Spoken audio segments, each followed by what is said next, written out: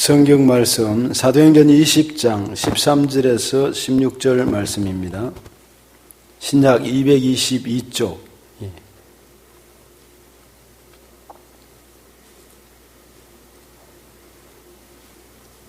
앞에서 거린을 참조하셔서 말씀 교독하겠습니다. 사도행전 20장 13절에서 16절입니다. 우리는 앞서 배를 타고 아수에서 바울을 태우려고 그리로 가니 이는 바울이 걸어서 가고자 하여 그렇게 정하여 준 것이라. 바울이 아수에서 우리를 만나니 우리가 배에 태우고 미둘레네로로 갔어. 거기서 떠나 이튿날 기호 앞에 오고 그 이튿날 사무에 들르고 또 그 다음날 밀레도에 이르니라. 바울이 아시아에서 지체하지 않기 위하여 에베소를 지나 배 타고 가기로 작정하였으니 이는 될 수 있는 대로 오순절 안에 예루살렘에 이르러 급히 가미르라. 아멘. 이 시간 우리 교회 소식을 먼저 좀 전하겠습니다. 주보 사면을 참조해 주시고요.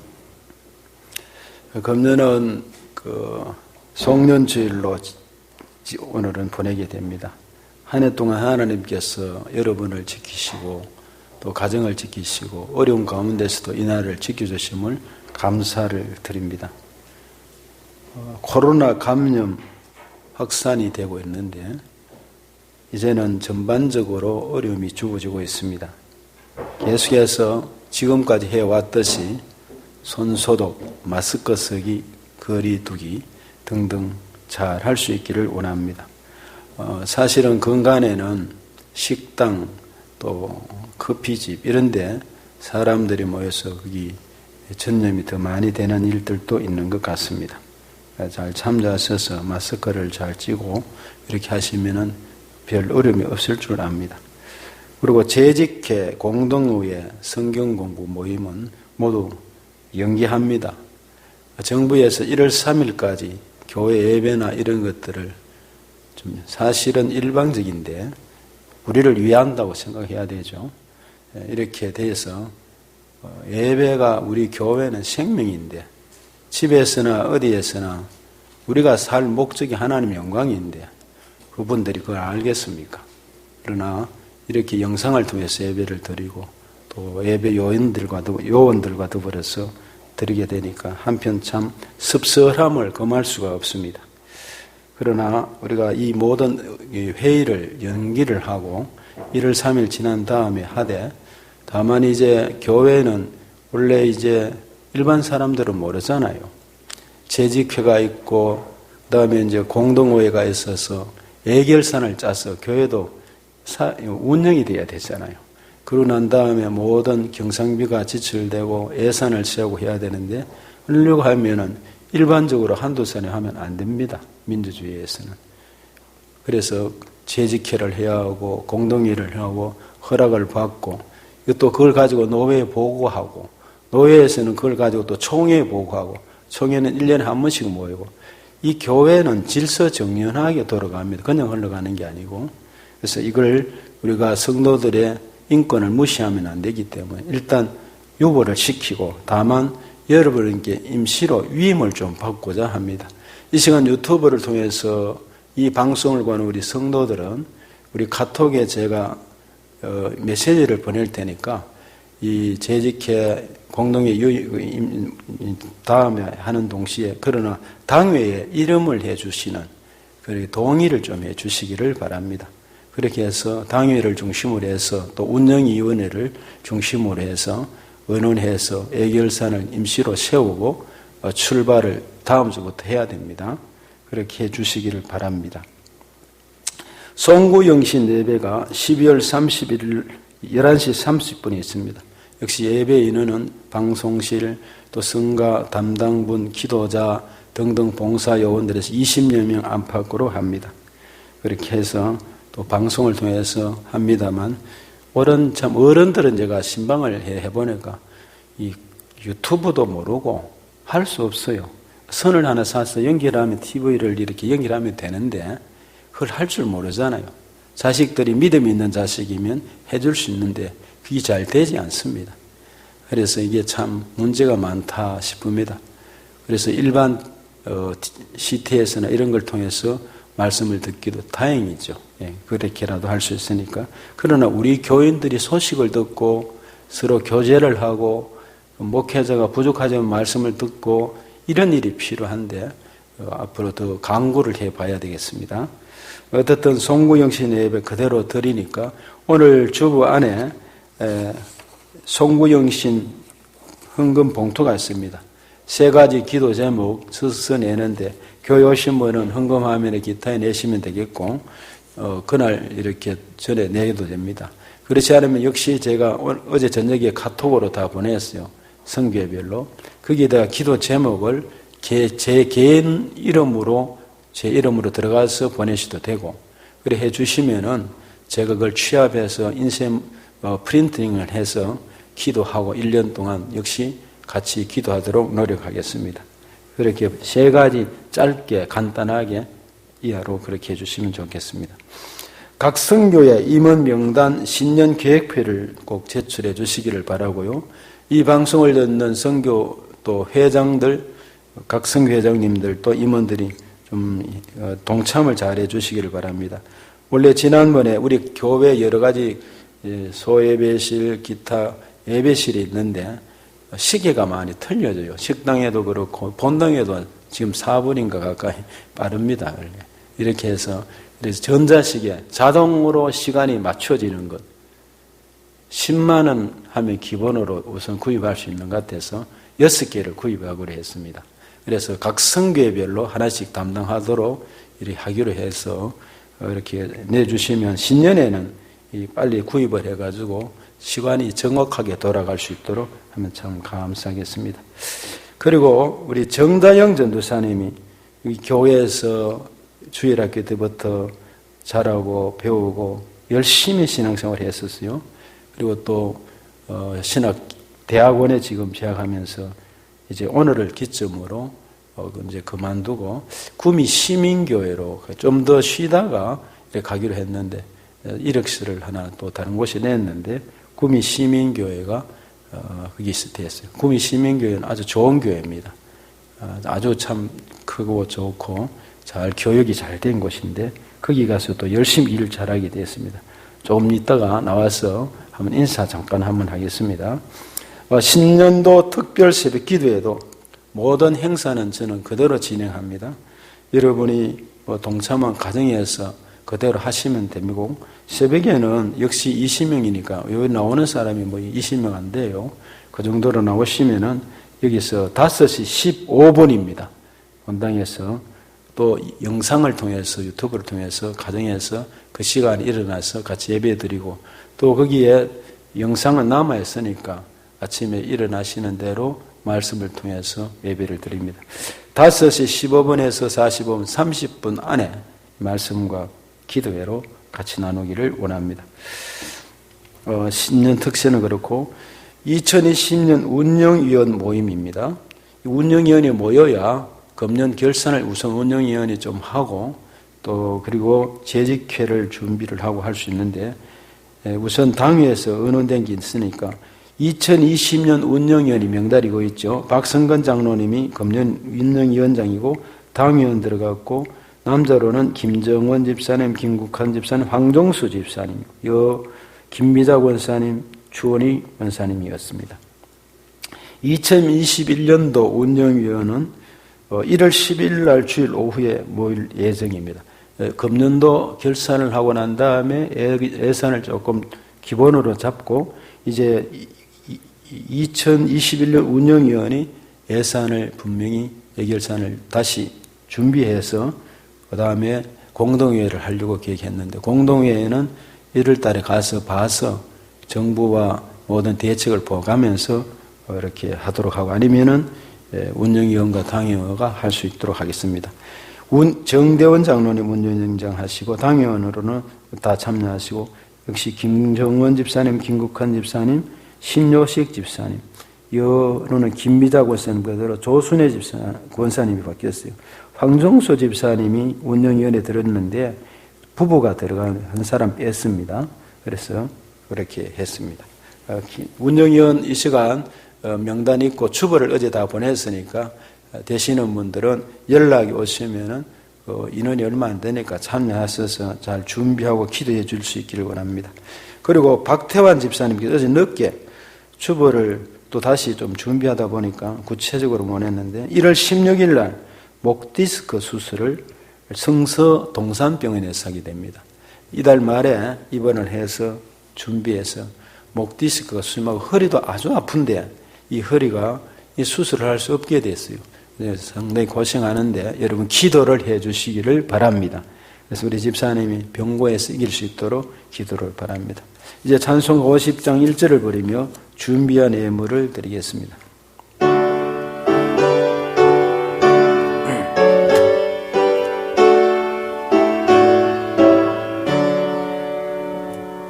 내게 있는 모든 것을 아낌없이 드리네. 사랑하고 의지하여 주만 따라 살리라. 주께 드리네. 주께 드리네. 사랑하는 구주 앞에 모두 드리네.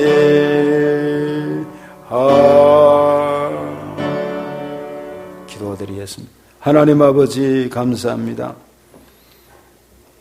송년주일로 마지막 주일을 보내면서 우리의 마음을 새롭게 하고 그동안도 지켜주신 은혜를 감사하며 오늘도 우리는 하나님 앞에 귀한 예물을 드립니다.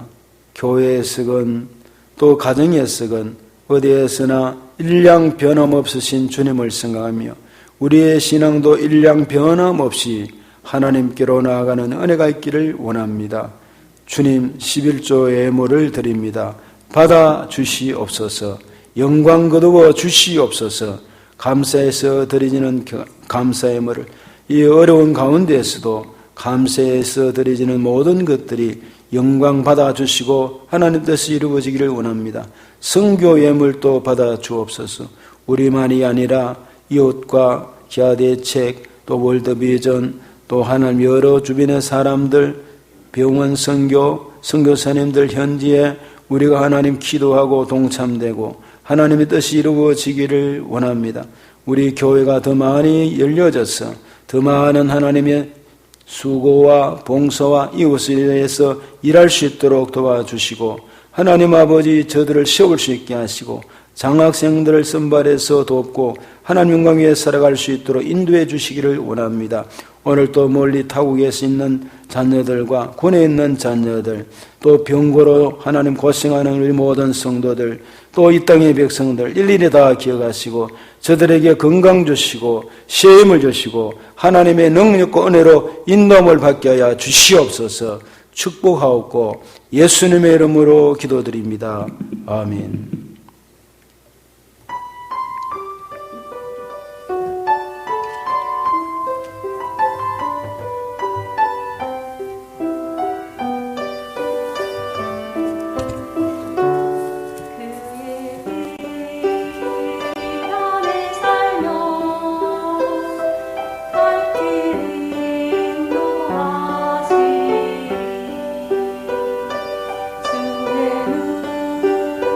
주의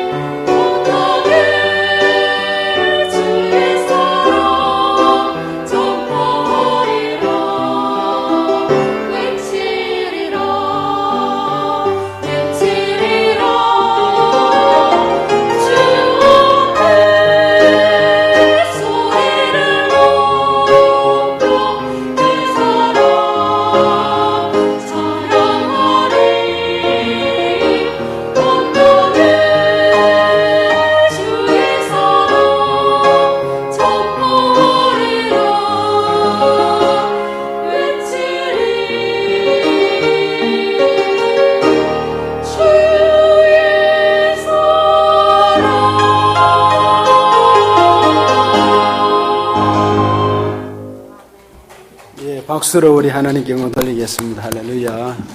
네, 수고하셨습니다. 우리가 이 유튜브에 보니까 지난주에는 장로님이 독창을 하시는데 설교보다도 이 찬양하니까 훨씬 은혜가 돼요. 오늘도 너무 감사합니다.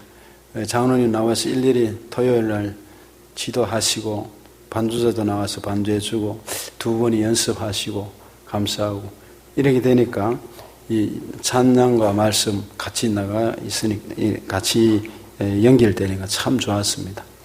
이 시간 잠시 설교하기 전에 우리 정다영 전도사님 나와서 인사 말씀 있고 또 앞으로 여러분 가는 길에 늘 기도 열심히 해줄 수 있기를 원합니다. 앞으로 잠깐 나와주세요. 사모님 잠깐 이 앞으로 나올래요. 예. 올라와서 마이크에 대요.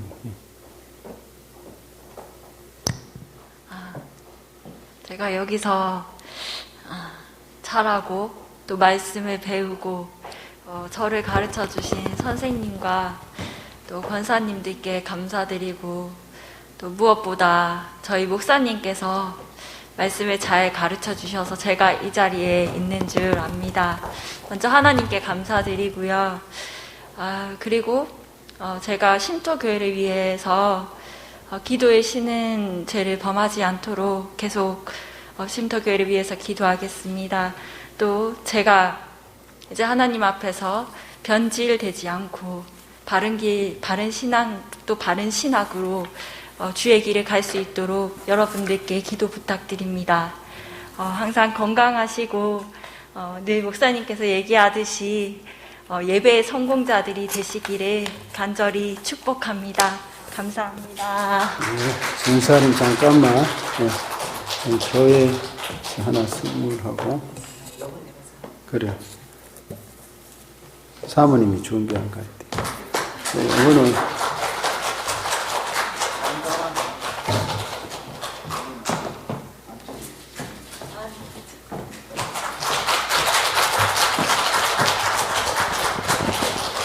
한번 잠깐 기도할게요.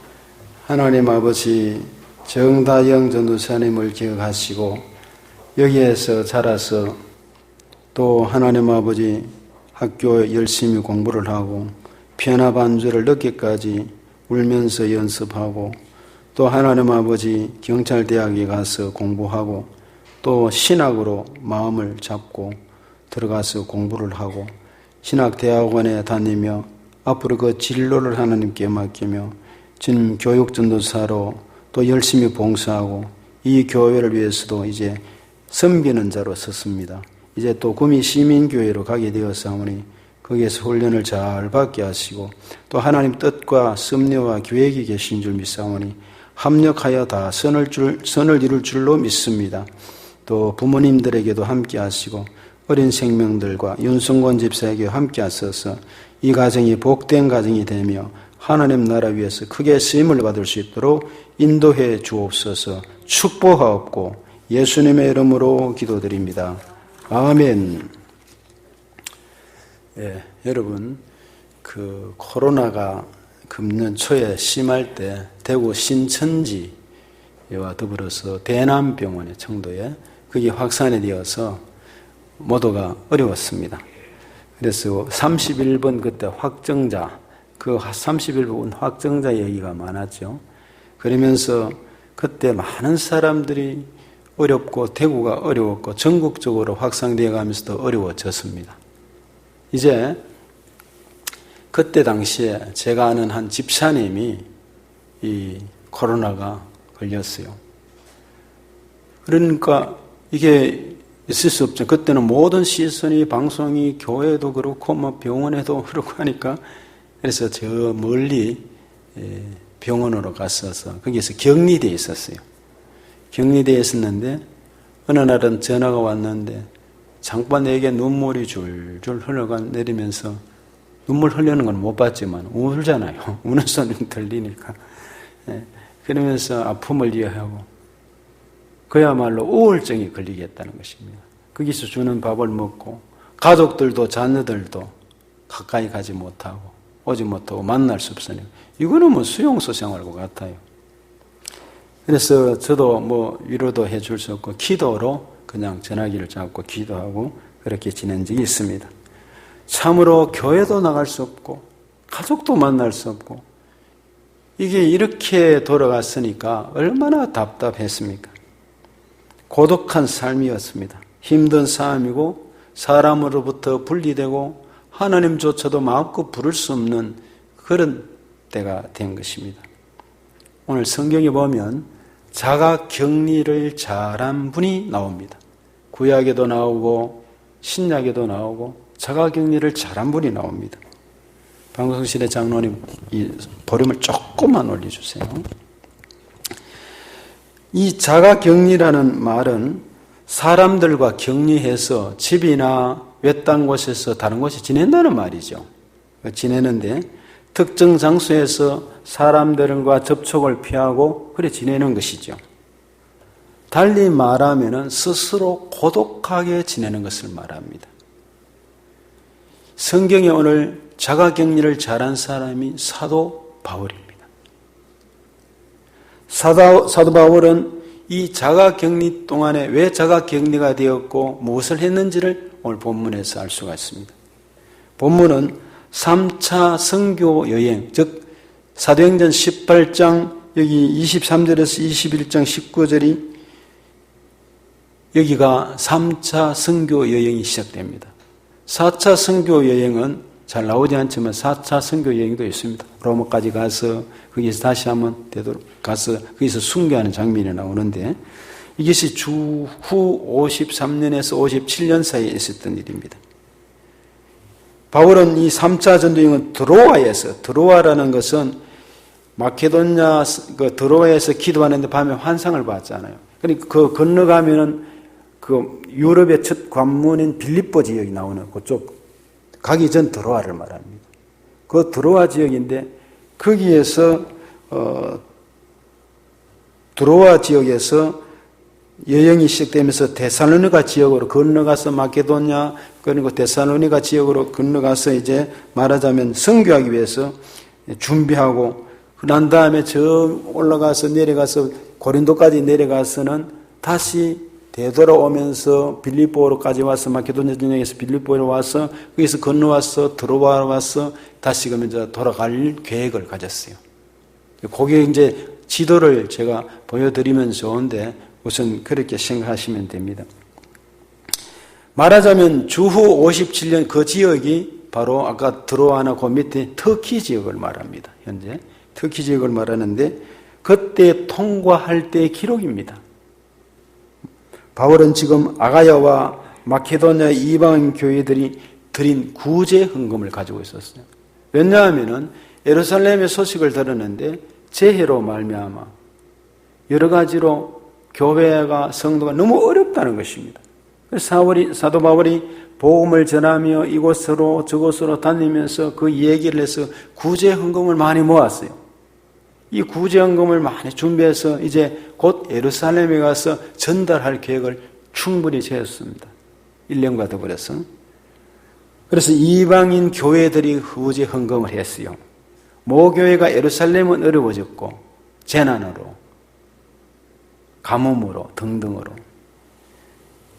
흉년으로 인해서 어려움을 겪고 있기 때문에 그런데 예루살렘에서 들려오는 소문에 흉흉한 소리가 들립니다.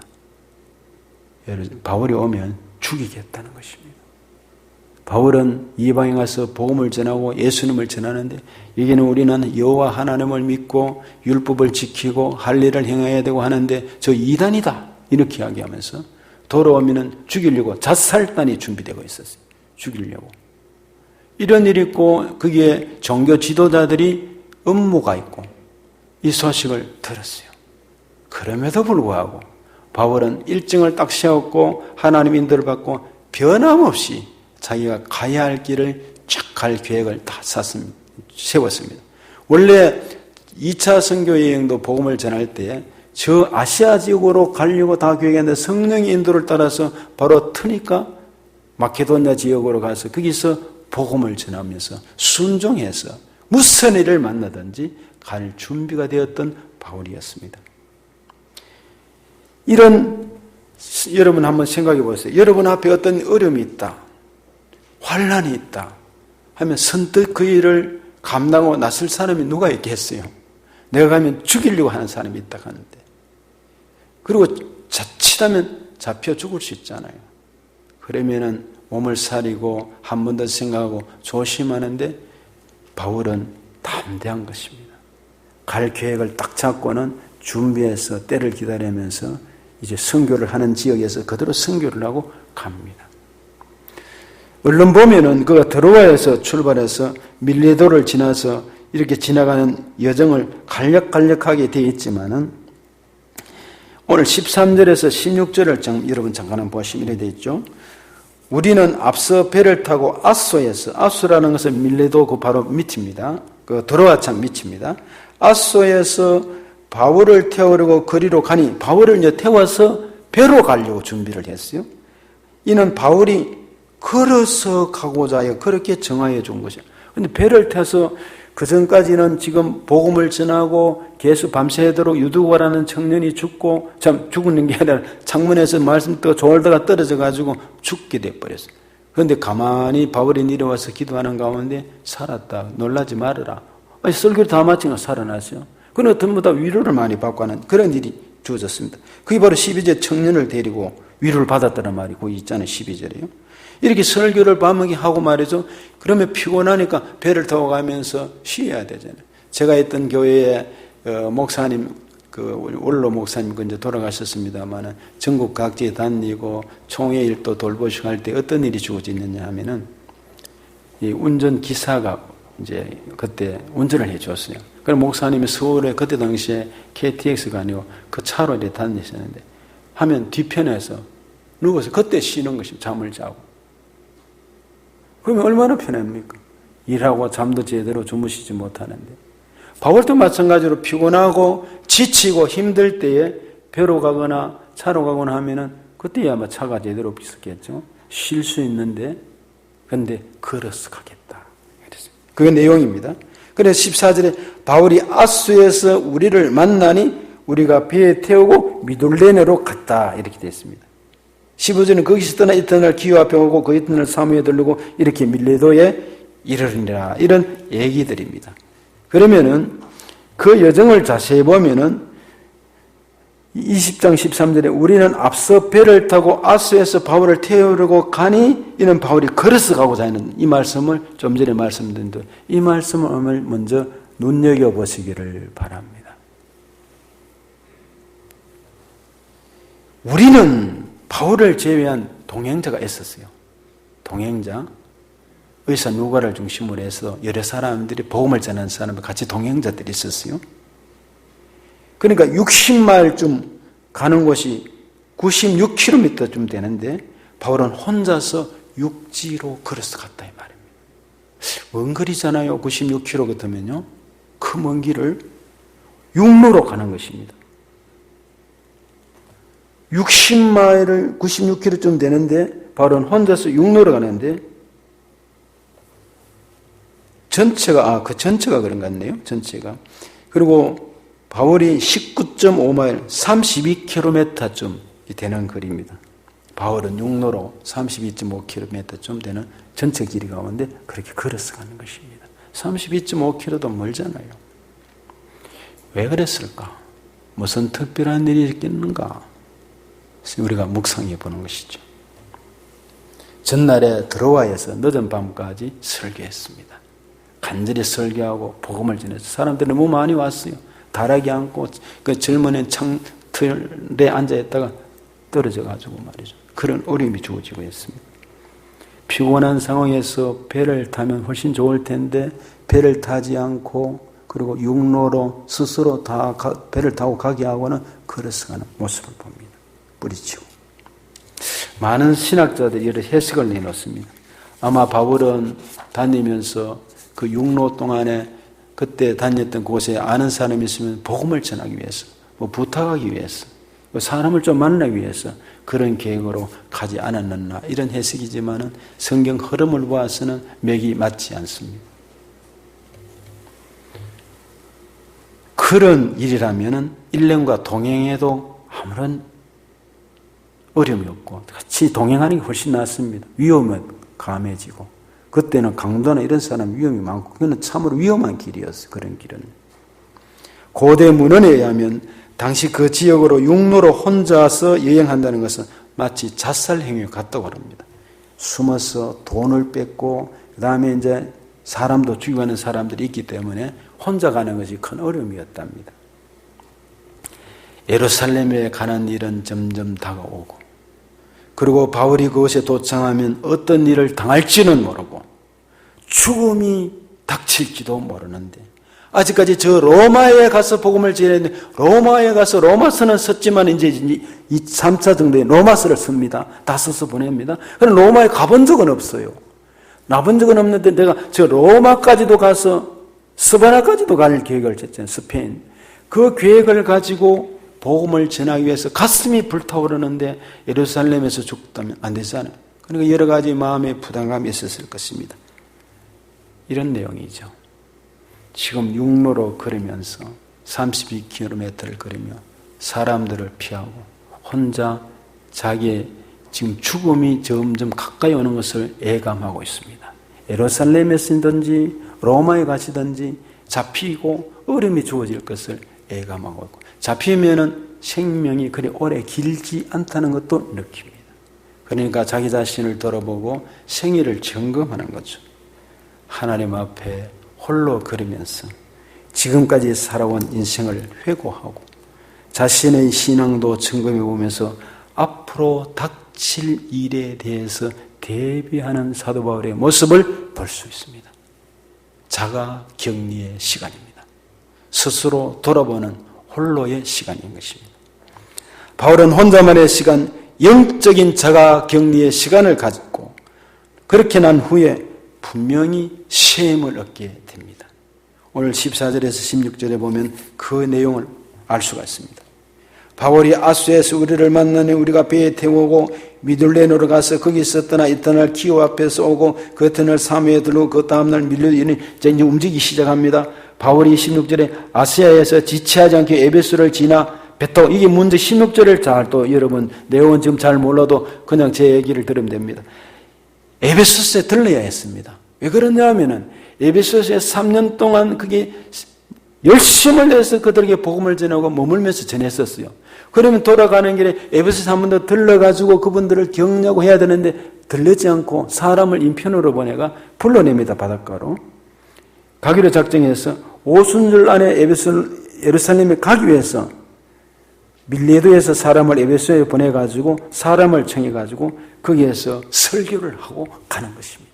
그러니까 설교만 하고 에베소 지역 안으로 다 들어간 것이 아니라 그 내용입니다. 그러므로 사람들과 때로는 어울리는 것도 좋지만 종종 혼자 있는 연습을 해보아야 합니다. 사도 바울은 홀로 걸으면서 자가 격리의 시간을 가지면서 바울이 지체하지 않기 위해서 사람 불러서 다시 한번 마지막 설교를 하고 떠나는 모습입니다. 여러분 금년 한 해 오늘 마지막 주일입니다. 며칠 남았습니다. 한 해 여러 가지 일들이 많았습니다. 한 주간 영적 자가 격리의 시간을 한번 가져보시기를 바랍니다. 여러분 스스로 홀로 고독한 시간도 한번 가져보시기를 바랍니다. 홀로 있는 것은 사실 외롭고 힘든 일입니다. 어른들에게 홀로 있으라 하면 힘든 시간입니다. 우리는 그 시간에 홀로 있지만 고독하지 않을 수가 있어요. 지난 성탄절을 날 우리 떡을 이번에 여러분 떡이 좀 내용이 괜찮죠? 10개 정도씩 들어갔잖아요. 그래 나오지만 세대별로 했는데 그래서 이제 못 오신 분 이런 분들이 보내야 되는데 구역장님들이 수고하셨고 정대식 집사님도 교회는 나오지 못하지만 이 몸이 너무 아프고 다리가 이렇게 못 서니까 지금 못 걸으니까 그래서 그분을 뵈야 되겠다 싶어서 집사람과 갔습니다. 가니까 그분은 늘 그래요. 얼굴이 해맑아요. 그러면서 바쁘다는 것입니다. 집사님 뭐가 바빠요? 전에도 가면 그런 말을 했어요. 그런데 그날은 몸이 조금 연약하고 이제 잘 움직이지 못한 혼자서 밥알에서 설거지도 그 몸이지만 하시고 따님들도 학원도 하고 교사도 있고 다 있어요. 아들도 오시고 그러니까 있고 손자도 오면은 5만 원씩 줘요 보니까. 그리고 자꾸 자주 오는가 봐요. 돈 5만 원 좀 나도 가겠어요. 그러니까 오면은 그 손자가 그렇게 좋아하고 보는 재미가 있고 자녀들에게 재산도 나눠주고 이렇게. 그런데 그분은 찬송하고 기도하고 하니까 바빠요 그래요. 그렇습니다. 하나님 믿는 사람은 찬송하고 어떤 분은 요즘 필사를 많이 한다고 그래요. 필사하면 또 감각이 다르죠. 저는 필사를 잘하지 않습니다만 우리 황종수 집사님이 필사를 잘해요. 성경 글씨가 정말 이쁘게 썼는데 여러 권을 썼어요. 그거 쓰다 보면 굉장히 몰입이 되면서 은혜를 많이 받는 사람들이 많답니다. 필사를 하고 찬양을 부르고 기도를 하고 성경을 읽고 시간이 가죠. 바쁩니다. 정말 바빠져요. 그리고 밖에 할 일도 있고 저는 설거지를 조금만 돕더라도 굉장히 더 바빠지는 것 같아요. 교회 설교할 것도 많고 하는데 안 해주니까 인상이 돌아가는 것 같고 이래가지고 밥보다 먹으려고 막 하는 수가 있는데 바빠요. 여러분, 바울은 이런 시간을 통해 셈을 얻고 승리를 했습니다. 그 후에 예루살렘에 도착을 했어요. 교회 사역을 감당한 후에 예상대로 체포가 됩니다. 붙들린다는 거죠. 유대인들의 강력 분자들이 바울의 목숨을 노렸습니다.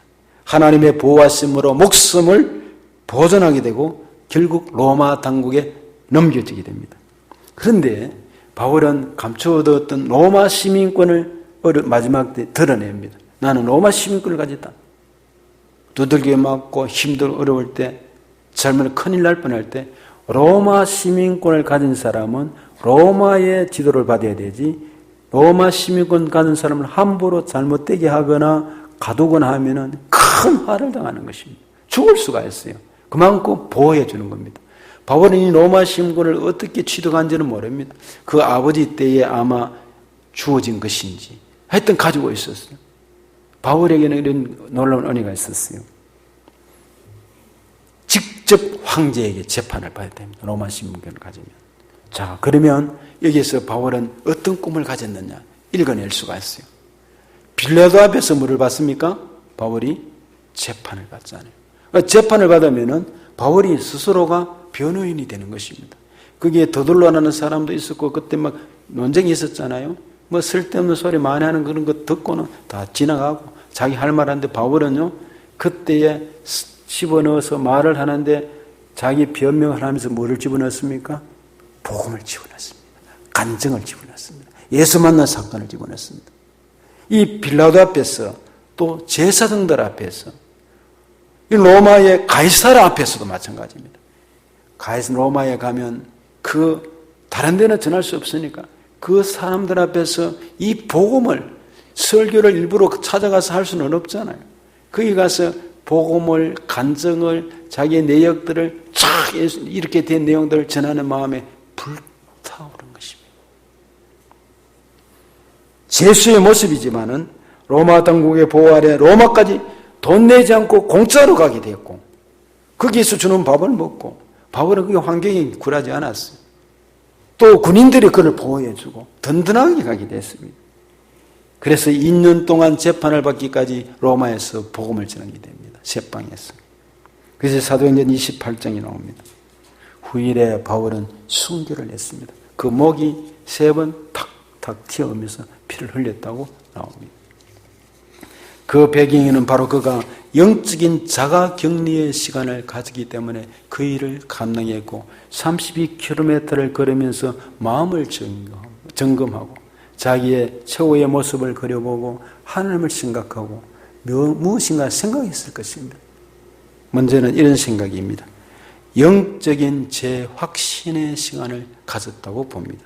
즉 하나님이 나를 죽을 수밖에 없는 데서 다마스쿠스에서 찾아와서 만나주시고 그리고 동행해 주시고 사명을 주시고 힘을 주시다는 이것을 새겨본 것입니다.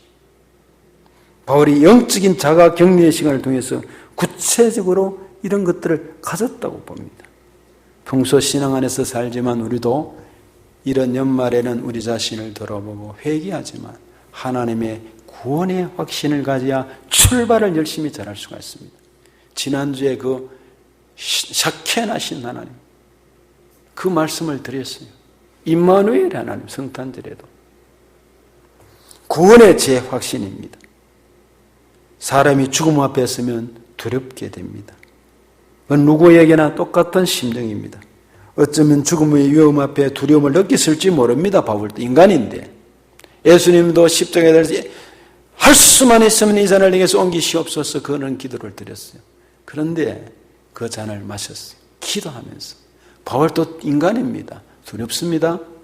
그럴 때 기도하면서 하나님 주시는 위로 힘을 얻고 믿음으로 나아갔습니다. 순교를 각오했겠죠. 예수의 피를 의지했습니다. 믿음을 가졌습니다. 믿음으로 의인은 믿음으로 산다고 로마서에 본인 스스로 편지를 썼기 때문에 임마누엘 하나님을 다진 것입니다. 샤켄하신 하나님, 함께 하신 하나님, 모세와 함께 걸어가신 그 하나님을 바울은 가슴에 담았을 것입니다. 우리도 마찬가지 오늘 약속의 말씀을 붙잡으시기를 바랍니다. 예수님이 말씀하십니다. 나는 부활이요 생명이니 나를 믿는 자는 죽어도 살겠고 무릇 살아서 믿는 자는 영원히 죽지 아니하리라고 말씀을 했습니다. 요한복음 14장에는 너희는 마음에 근심하지 말라, 하나님을 믿으니 또 나를 믿으라고 말씀했습니다. 사랑하는 여러분, 하나님을 믿습니까? 너희는 마음에 근심하지 말라, 하나님을 믿으니 또 나를 믿으라고 하신 말씀이 오늘도 유효합니다. 주님의 말씀입니다. 살아있는 하나님의 생명의 말씀입니다. 내가 세상 끝날까지 너희와 항상 함께 있겠다고 약속하신 2000년 전에 그 예수님의 말씀은 성경이 되었고 성경은 오늘 우리에게 말씀하시고 이 말씀 우리가 아멘으로 화답할 때 그렇게 될 줄로 믿습니다. 지금까지 지키신 하나님께서 오늘도 지키시고 근심하지 않게 하시고 마지막 우리의 생명이 다하는 날까지 금년 한 해도 지켜주시고 다음에도 지켜주실 것이 분명한 것입니다. 그러므로 저와 여러분도 하나님과 독대하는 시간이 필요합니다. 그리고 동행하는 것을 지각신해야 합니다. 모세가 여러분 어떻게 하나님이 동행하시는 것을 알았을까요? 가는 길에요. 역사가 나타나니까 10가지 재앙 속에서 힘을 얻고 이스라엘 백성들이 가는 길에 만나가 주어지고 메추라기가 주어지고 그 반석에서 샘물이 나오고 구름기둥 불기둥이 떠가고 하니까 모세가 힘을 얻지요. 동행함을 알게 됩니다. 여러분, 우리가 살아가는 동안에 기도가 응답이 돼요. 때가 되니까 나타나셔요. 성령님이 동행하시고 어려운 가운데 마음에 샘솟는 기쁨이 주어집니다. 긍정적인 입술에서 아멘의 소리가 나오고 세상 사람들은 이해하지 못하는데 소망이 주어집니다. 은혜가 주어집니다. 이게 동행하는 은혜들을 하나님이 베풀어 주시고 보여주시는 것입니다.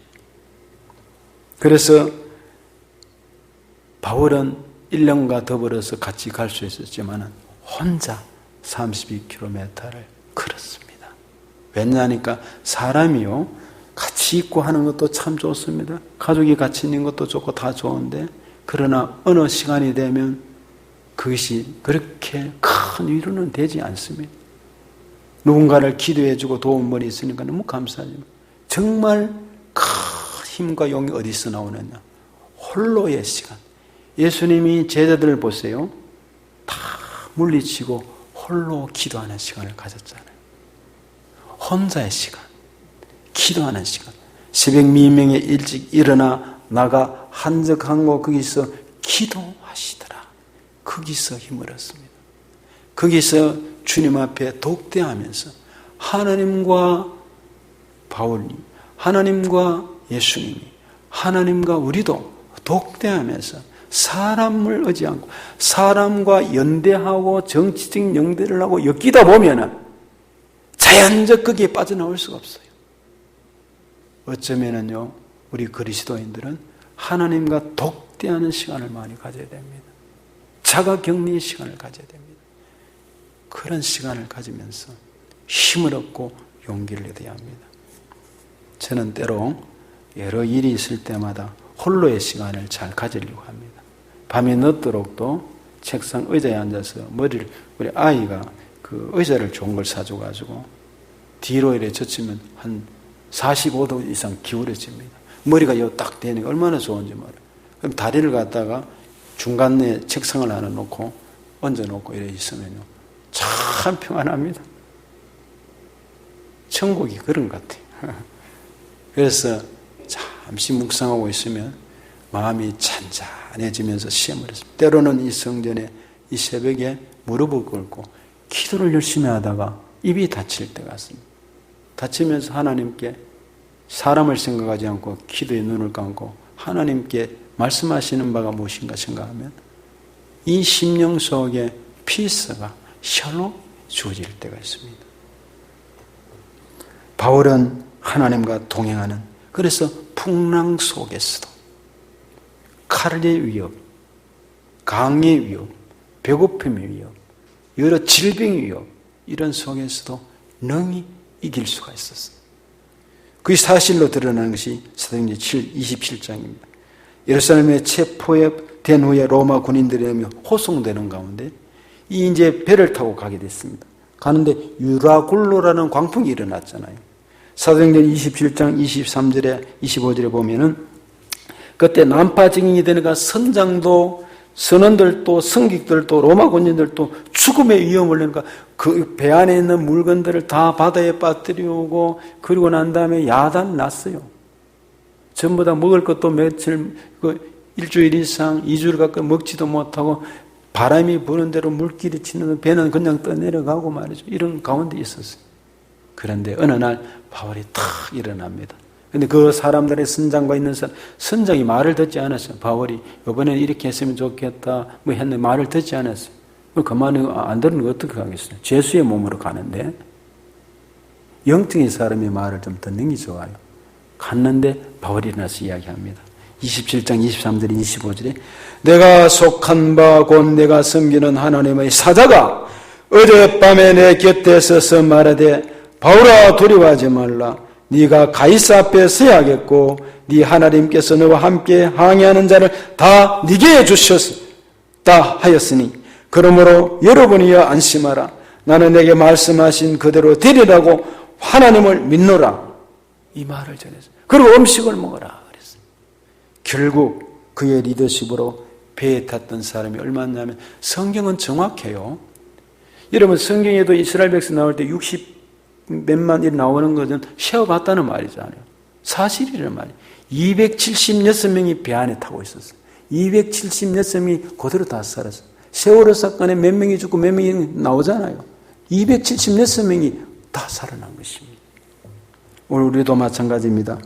주님과 동행하는 약속을 믿고 말씀을 믿으면 마태복음 28장에 볼지어다 세상 끝날까지 너희와 항상 함께 있으리라. 믿습니까? 오늘 이 자리에 여러분 세상 끝날까지 여러분과 우리와 주님이 함께 하신답니다. 아멘인 것입니다. 끝까지 함께 하시는 것입니다. 여러분 나이가라 제가 미국에 갔을 때 나이가라의 동부 쪽에 갔어요. 갔을 때 그때 같이 공부하던 분들하고 우리가 갖는 곳은 캐나다로 국경을 넘어서 나이아가라로 갔어요. 거기서 보는데 야경이 정말 멋있고 또 배를 타고 가는데 폭포수에 떨어지는 물이 비닐을 덮어섰는데도 맞으면서요. 그래서 나이야 가라 하는 말이 내 나이야 떠나가라 젊어지겠다는 말이 있고 어떤 사람은 너무 좋아가 여자분들은 거기서 풍덩 뛰며 죽은 사람도 있대요. 이런 얘기가 있습니다. 그때 어떤 사람이 그 규모, 흘러넘치는 폭포수를 보고 너무 감탄스러웠어요. 고개사가 한 사람 있었습니다. 사를러 블롱댕이라는 사람이 얘기인데 프랑스 사람입니다. 사를러 블롱댕. 프랑스 말은 좀 어려워요. 미국 여행을 하다가 나이가라 폭포의 장관을 이래 보고 거기에서 그가 고백한 것이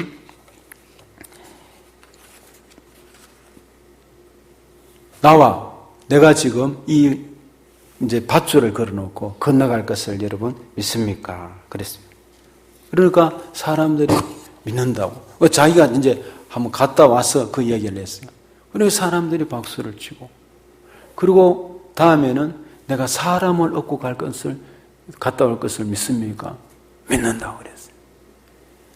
그러니까 그걸 바라보고 믿는다고 그러니까